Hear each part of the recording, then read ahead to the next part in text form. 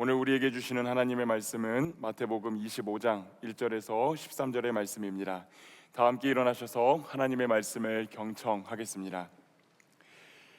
그때의 천국은 마치 등을 들고 신랑을 맞으러 나간 10처녀와 같다 하리니 그 중에 5은 미련하고 5은 슬기 있는 자라.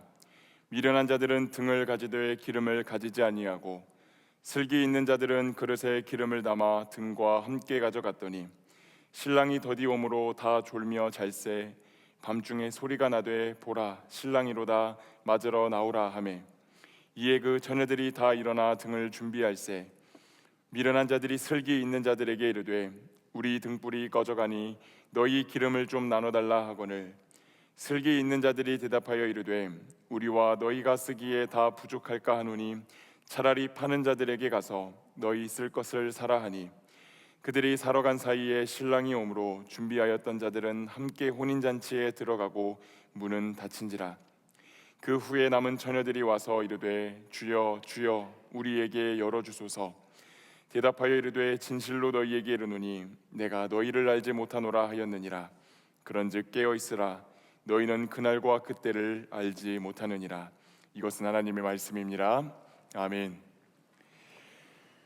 하나님 아버지와 우리 주 예수 그리스도로부터 오는 은혜와 평강이 이 자리와 또 온라인으로 예배를 드리시는 모든 그리스도의 청년들과 또 오부 예배의 성도님들께 함께하기를 우리 주님의 이름으로 축원합니다. 지난주부터 교회력으로 대림절이 시작되었습니다. 2주 전 말씀에서 나눴던 것처럼 이 대림절은 우리를 위해 이 땅에 오신 예수 그리스도, 오늘도 말씀을 통하여 우리에게 찾아오시는 예수 그리스도, 언젠가 이 세상에 다시 재림하실 예수 그리스도를 기억하고 그분의 구원과 그분의 임재를 간절히 기다리는 절기입니다.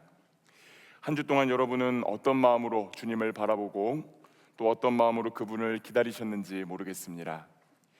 대림절이 되면 교회 외부와 내부가 참 많이 바뀌게 됩니다. 먼저 눈에 바로 들어오는 것은 외부와 또 내부에 아름다운 조명 장식이 달려있다라고 하는 것입니다.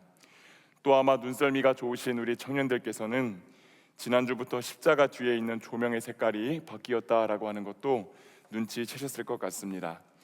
보시는 바와 같이 대림절의 예전 색은 보라색입니다.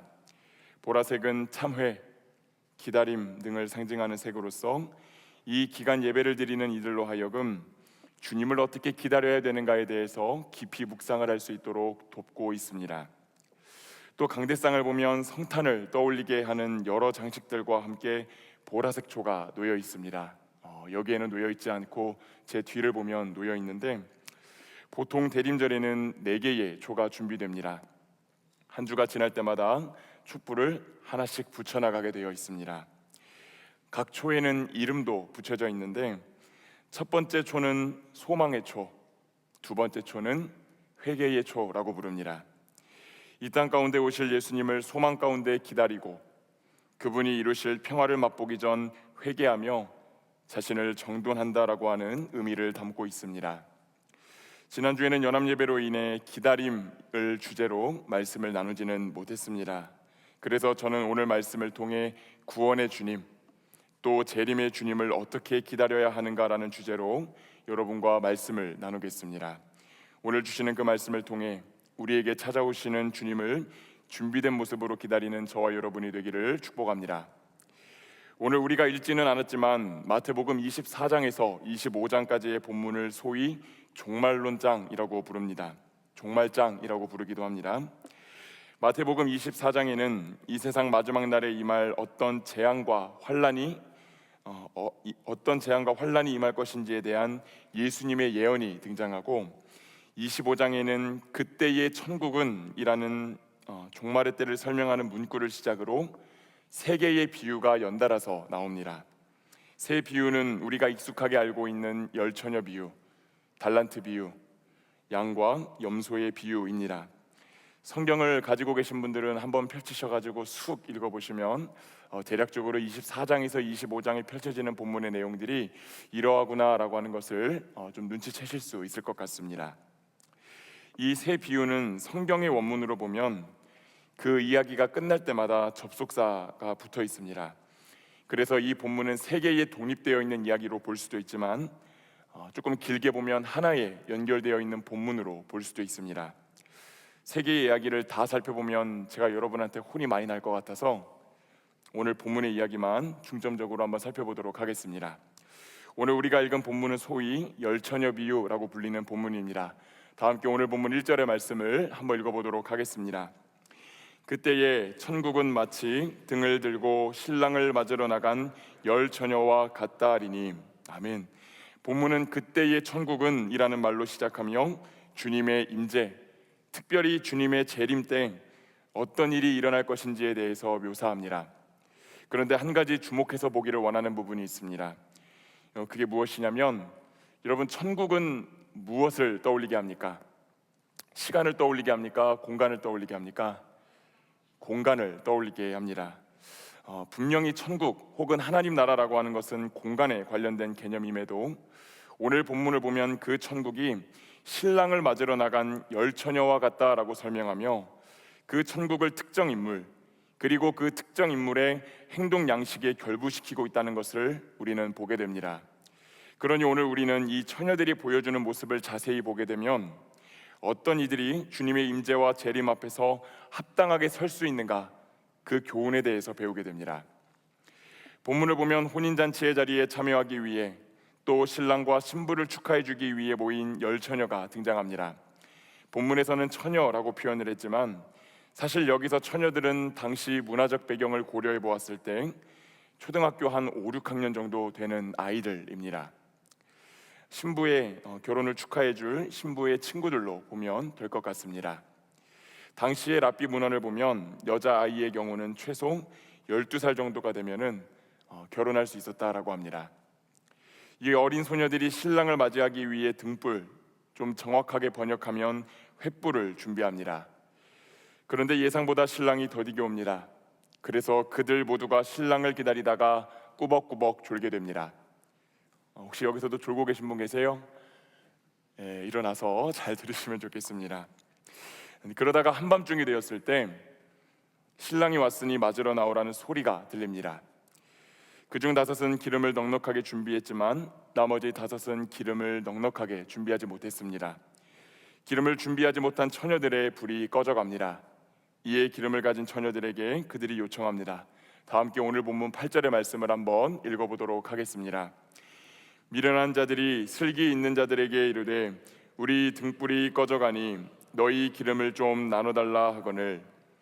그러나 기름을 준비한 처녀들은 나눠 쓰게 되면 이 기름이 모두에게 부족할 수 있으니 차라리 지금 빨리 가가지고 기름을 사오라 라고 말합니다. 이에 미련한 5 처녀는 서둘러 기름을 사러 갑니다. 근데 공교롭게도 그 사이에 신랑이 도착했고 기름을 준비했던 5 소녀들은 횃불을 밝게 켜서 신랑을 맞이합니다. 나머지 5 소녀는 뒤늦게 기름을 사러 갔다가 잔치에 들어가지 못합니다. 이 이야기에서 우리가 2가지 사실을 기억하기를 원합니다. 하나는 잔치에 참여했던, 잔치에 참여하지 못했던 이 10명의 처녀가 신랑을 열심히 기다렸다라고 하는 사실입니다. 그리고 또 다른 하나는 이 잔치에 참여할 수 있는 권리를 부여하는 주체는 신랑에게 있다라고 하는 것입니다. 열처녀 이야기는 그렇게 깨어있으라, 너희는 그날과 그때를 알지 못하기에 깨어있어야 한다라고 하는 그 강력한 메시지로 끝이 납니다. 오늘의 본문은 기다림의 시간을 보내고 있는 우리의 기다림이 어떠해야 되는가에 대해서 가르쳐 줍니다. 여러분은 누군가 간절히 기다려 보신 적 있으십니까? 누굴 그렇게 기다리셨죠?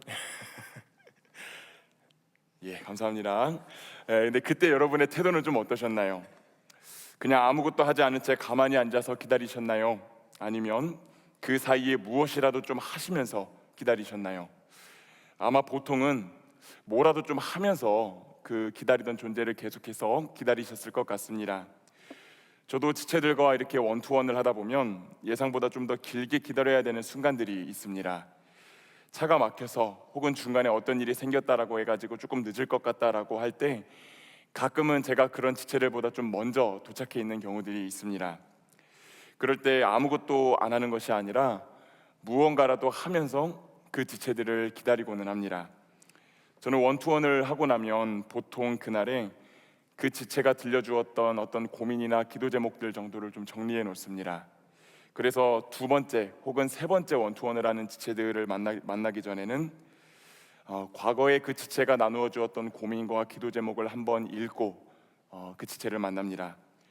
혹은 처음 원투원을 하는 지체라면 오늘은 그 지체와 어떤 대화를 나누는 게 좋을지, 어떤 주제로 이야기를 나누는 게 좋을지, 더 좋은 대화의 주제는 없는지 제 나름대로는 좀 생각을 해보고 만나는 것 같습니다.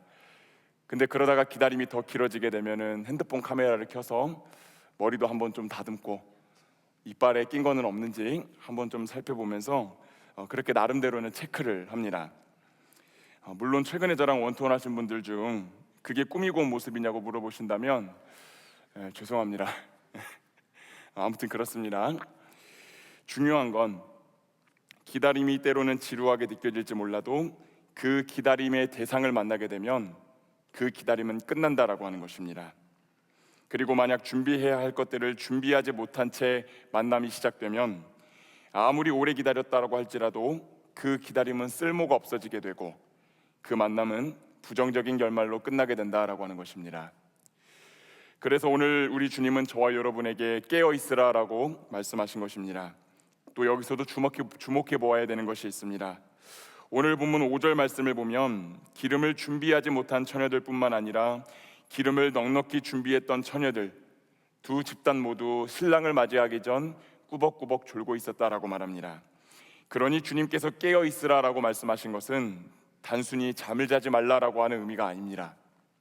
오히려 아무리 더디게 늦어지는 기다림이라 할지라도 그 기다림에는 반드시 끝이 있기 때문에 언제 오실지 모를 구원의 주님, 재림의 주님 앞에서 영적으로 깨어 준비하는 것이 필요하다라고 하는 뜻입니다. 그리고 그 준비는 종말의 때가 닥칠 때 하는 것이 아니라 일상에서 하는 것입니다.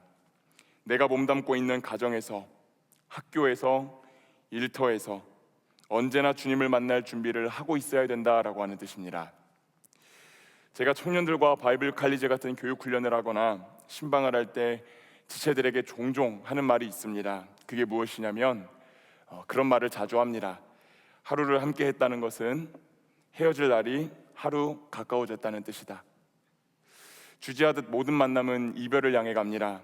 그것은 경우에 따라 단순한 헤어짐일 수도 있고 이별일 수도 있고 경우에 따라서는 사별일 수도 있습니다. 그리고 그런 모든 이별들을 후회 없이 받아들일 수 있는 가장 좋은 방법은 그 사람과 함께하고 있는 오늘을 최선을 다해 보내는 것입니다. 성실히 사랑하고 줄 수 있는 것이 있었다면 아낌없이 주고 듣고 기도해 주어야 할 것이 있다면 열심히 경청하여 기도도 해주고 무언가를 이겨내도록 도와줘야 한다면 내가 도울 수 있는 부분들을 최선을 다해 돕는 것입니다. 그런 것들은 언제나 할 수 있는 것들이라고 치부하는 분들이 계실지 모르겠지만 분명히 하지 못하는 순간이 찾아옵니다. 그때는 후회를 해도 늦습니다. 사랑하는 여러분, 오늘 우리와 하나님과의 관계도 이와 같다라고 하는 사실을 알고 계신가요? 우리는 구원의 주님, 또 재림의 주님을 기다리며 살아간다라고 말하지만 정작 그분과의 만남 이전에 준비해야 할 것들을 제대로 준비하지 못한 채로 무작정 기다릴 때가 많습니다. 주님은 우리에게 사랑하라라고 말씀하셨습니다. 주님을 사랑하고 이웃을 사랑하라라고 말씀하셨습니다. 그러나 우리는 사랑하며 지내지 못합니다. 이해하며 지내지 못합니다. 배려하지도 못하고 져줄 줄도 모릅니다. 주님은 당신의 말씀이 우리 발의 등이 되고 인생의 빛이 된다라고 말씀하셨지만 우리는 말씀을 읽지 않습니다. 기도도 하지 않고요. 주님은 내가 너희의 발을 씻어준 것처럼 서로의 발을 씻어주고 섬기고 봉사하라라고 말씀하셨습니다. 그렇지만 우리는 섬기고 헌신하는 자리에서 자꾸 도망칩니다. 그런 것들은 지금 아니라도 언제든지 할 수 있는 거라고, 내가 마음만 먹으면 그런 것들은 선택해서 할 수 있는 거라고. 아마 본문에 등장하는 미련한 다섯 처녀들이 그렇게 말했을 것입니다. 내가 예상했던 때에 신랑이 오겠지. 그때까지 기름이 없어지지 않겠지. 부족하면 그때 가서 사면 되지. 잠시 열 처녀 비유 이야기로 돌아가 보겠습니다. 열 처녀 모두 주인을 알고 있었고 기다리고 있었다는 점에서 그들 모두는 그리스도인으로 볼 수 있을 것입니다. 그들 모두 기름을 담을 수 있는 등을 가지고는 있었습니다. 외형은, 이 신앙의 외형이라고 하는 것은 그 열처녀 다 가지고 있었다라고 하는 것입니다. 그러나 불을 붙일 수 있는 기름을 준비한 삶을 살았던 것은 5분이었습니다. 이는 교회를 출석하고 있고 주님의 이름을 부른다고 해서 모두가 그리스도인이 아니며 모두가 하나님 나라에 갈 수 있는 것도 아님을 뜻합니다. 천국문 앞에서 거절당한 처녀들의 소리가 오늘 본문 11절에서 들립니다. 주여, 주여, 우리에게 열어주소서. 이때 주인의 목소리가 들립니다. 다 함께 마태복음 7장 21절의 말씀을 한번 읽어보도록 하겠습니다. 나더러 주여 주여 하는 자마다 다 천국에 들어갈 것이 아니요 다만 하늘에 계신 내 아버지의 뜻대로 행하는 자라야 들어가리라. 아멘. 하늘에 계신 아버지의 뜻대로 행하는 삶, 그것은 기름을 준비하는 삶이며, 기름을 준비하는 삶이란 일상에서 마주하는 선택의 순간마다 하나님께서 기뻐하시는 일들을 성실히 해나가는 것을 의미합니다. 우리가 그렇게 하나님을 선택할 때 때때로 피곤하고 때로는 궁핍하고 고통스러운 순간들을 마주할 수도 있겠지만 무엇과도 바꿀 수 없는 하나님 나라를 상속받게 될 것이라고 우리 주님이 말씀하십니다. 이 모든 일이 언제 일어날지 모르기에 우리는 세상의 질서에 편승하여 사는 삶에서 하루라도 빨리 돌이켜야 됩니다. 그것이 구원의 주님, 또 언젠가 이 세상에 다시 오실 재림의 주님을 기다리는 신앙인의 자세입니다. 사랑하는 여러분, 기름 있으신가요? 여러분, 기름 준비하고 계세요? 오늘 여러분의 등잔에는 기름이 넉넉하게 준비되어 있으십니까? 아니면 기름이 바닥난 등잔을 보고 안절부절하며 점점 내 신앙의 심지가 약해지고 있음을 바라보기만 하면서 내 옆에 있는 지체를 붙잡고 가족들을 붙잡고 내 신앙의 등불이 꺼져가니 너의 기름을 좀 나눠달라라고 하고 계시지는 않으십니까? 그러나 오늘 본문을 보면 지혜로운 처녀들조차도 그 기름을 나누어 줄 수는 없었습니다. 나라고 하는 횃불이 꺼지지 않도록 그 신앙의 심지의 기름을 공급하기 위해 주님을 찾고 노력해야 되는 것은 바로 여러분 자신이라는 사실을 여러분들이 꼭 기억하시기를 바랍니다. 만약 오늘 내 삶 가운데 기름이 없다면, 그래서 나라고 하는 횃불이 점점 꺼지고 있고 어두움에 잠식당하고 있고 장차 다시 오실 주님의 길을 비추지 못하고 있다면 이제 다시 주님 앞에 엎드려 회개하고 기름을 채워야 되는 때인 줄로 믿습니다. 그렇다면 오늘 우리가 준비해야 할 기름은 무엇일까요?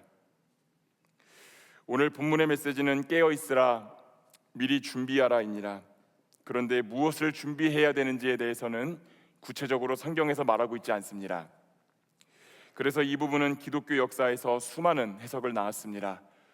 여러분이 잘 알고 있는 종교개혁가 마르틴 루터라고 하는 사람은 이 기름을 믿음으로 해석하기도 했고, 또 어떤 사람들은 순종과 실천을 강조하는 마태의 성향을 따라서 이게 실천과 행위를 의미하는 것이다라고 해석하기도 했습니다. 그런데 그 모든 것들이 맞는 말입니다.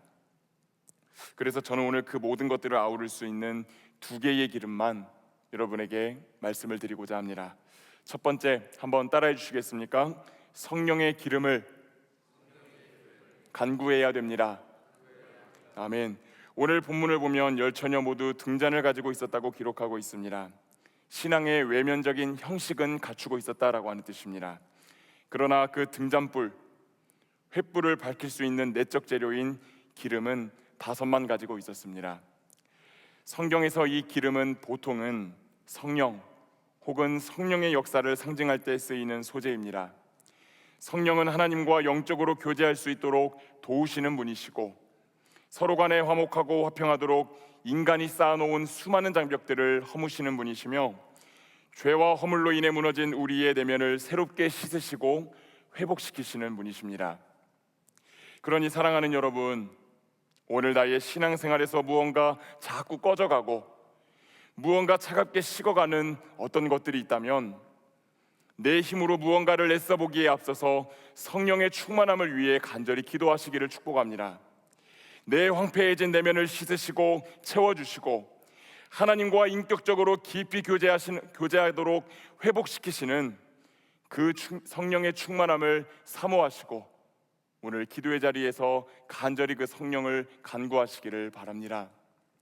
두 번째입니다. 한번 또 따라해 주시겠습니까? 신실함의 기름을 준비해야 됩니다.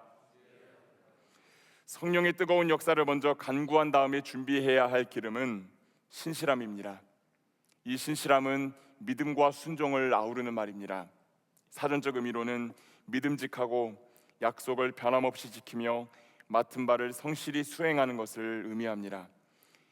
이는 때때로 나의 상황과 환경이 좋지 않더라도 일상 속에서 내 신앙의 심지의 불이 꺼지지 않도록 할 수 있는 모든 것들을 해나가는, 잠깐 했다가 멈추는 것이 아니라 포기하지 않고 해나가는 것을 의미합니다.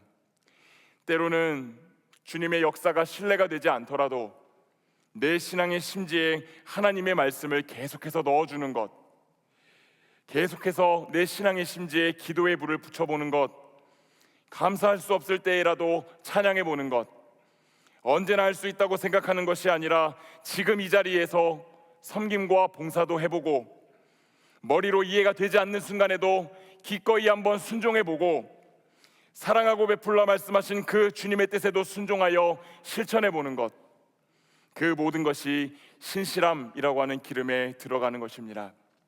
그 기름들을 잘 준비하시는 모든 그리스도의 청년들과 성도님들이 되시기를 우리 주님의 이름으로 축복합니다. 말씀을 맺겠습니다. 사랑하는 여러분,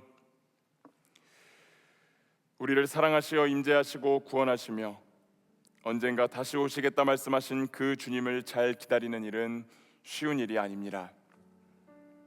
그러나 주님은 반드시 오실 것이라는 진리, 잘 기다린 이들에게 주시는 놀라운 은혜와 축복이 예비되어 있다는 진리를 오늘 여러분들이 꼭 기억하실 수 있기를 축복합니다. 설교의 서두에서 오늘 나눈 열처녀 비유 이야기의 결론은 25장의 마지막에 나와 있는 양과 염소 비유에서 절정을 이룬다라고 이미 말씀을 한번 드렸습니다. 평소에 이 에필로그 부분을 말씀을 드리면 제 말이 좀 많은데 오늘은 제가 말을 많이 하는 것보다 우리 주님의 말씀을 좀 더 많이 읽어보았으면 좋겠습니다. 좀 깁니다. 마태복음 25장 34절에서 46절의 말씀을 우리 읽으실 수 있는 분들은 웬만하면 다 읽으셨으면 좋겠어요. 읽으실 수 있는 분들은 한번 큰 목소리로 함께 읽도록 하겠습니다. 그때에 임금이 그 오른편에 있는 자들에게 이르시되 내 아버지께 복받을 자들이여 나와 창세로부터 너희를 위하여 예비된 나라를 상속받으라. 내가 줄일 때에 너희가 먹을 것을 주었고 목마를 때에 마시게 하였고 나그네 되었을 때에 영접하였고 헐벗었을 때에 옷을 입혔고 병들었을 때에 돌보았고 옥에 갇혔을 때에 와서 보았느니라. 이에 의인들이 대답하여 이르되 주여 우리가 어느 때에 주께서 줄이신 것을 보고 음식을 대접하였으며 목마르신 것을 보고 마시게 하였나이까? 어느 때에 나그네 되신 것을 보고 영접하였으며 헐벗으신 것을 보고 옷 입혔나이까? 어느 때에 병드신 것이나 옥에 갇히신 것을 보고 가서 배웠나이까 하리니 임금이 대답하여 이르시되 내가 진실로 너희에게 이르노니 너희가 여기 내 형제 중에 지극히 작은 자 하나에게 한 것이 곧 내게 한 것이니라 하시고 또 왼편에 있는 자들에게 이르시되 저주를 받은 자들아 나를 떠나 마귀와 그 사자들을 위하여 예비된 영원한 불에 들어가라. 내가 줄일 때에 너희가 먹을 것을 주지 아니하였고 목마를 때에 마시게 하지 아니하였고 나그네 되었을 때에 영접하지 아니하였고 헐벗었을 때에 옷 입히지 아니하였고 병들었을 때와 옥에 갇혔을 때에 돌보지 아니하였느니라 하시니 그들도 대답하여 이르되 주여 우리가 어느 때에 주께서 줄이신 것이나 목마르신 것이나 나그네 되신 것이나 헐벗으신 것이나 병드신 것이나 옥에 갇히신 것을 보고 공양하지 아니하더이까? 이에 임금이 대답하여 이르시되 내가 진실로 너희에게 이르노니 이 지극히 작은 자 하나에게 하지 아니한 것이 곧 내게 하지 아니한 것이니라 하시리니 그들은 영벌에 의인들은 영생에 들어가리라 하시니라. 아멘. 사랑하는 여러분, 간절히 바라기는 오늘 말씀을 통해 다시 여러분의 일상에서 기름을 준비하시는 분들이 되시기를 축복합니다. 그것이 구원의 주님, 재림의 주님을 기다리는 이들의 자세이며 참된 회개이며 주님이 원하시는 삶의 자세입니다. 여러분이 그렇게 다시 성령의 기름을 채우시고 신실함의 기름을 채우시고 또 내가 생각했을 때 내가 미처 준비하지 못한 여러 가지 기름들을 다시 채우면서 나라고 하는 횃불들을 다시 밝힐 때 그 빛으로 인해 밝아진 길 한가운데로 재림의 주님께서 우리를 위해 한 걸음 다가오실 것입니다. 그 주님께서 오시는 길을 밝히 비추고 예비하는 모든 그리스도의 청년들과 오부 예배의 성도님들이 되시기를 우리 주님의 이름으로 축원합니다. 기도하겠습니다. 사랑과 은혜가 충만하신 아버지 하나님, 대림절 둘째 주일 소망 가운데 주님을 기다리며 우리가 주님을 바라보며 나아갑니다. 하나님, 우리는 아무런 준비를 하지 않은 채 기다린다라고 입술로만 고백하고 있지는 않았는지 돌아봅니다. 지금 내 신앙의 심지는 불이 꺼져가기 일부 직전인데 세상의 향락과 세상 일에 빠져서 내가 채워야 할 기름을 등한시하고 있지는 않았는지 돌아봅니다. 사랑하는 주님, 우리를 긍휼히 여겨주시옵시고 다시 한번 성령의 기름, 신실함의 기름, 말씀과 기도와 찬양과 예배의 기름을 우리의 삶 가운데 채울 수 있도록 인도하여 주시옵소서. 나중에 채우는 것이 아니라 오늘 지금 이 자리에서 채우기를 결단하며 나아갈 수 있도록 하나님 함께하여 주시옵소서. 그렇게 하실 우리 하나님께 감사와 영광 올려드리며 사랑이 많으신 예수 그리스도의 이름으로 기도드립니다. 아멘.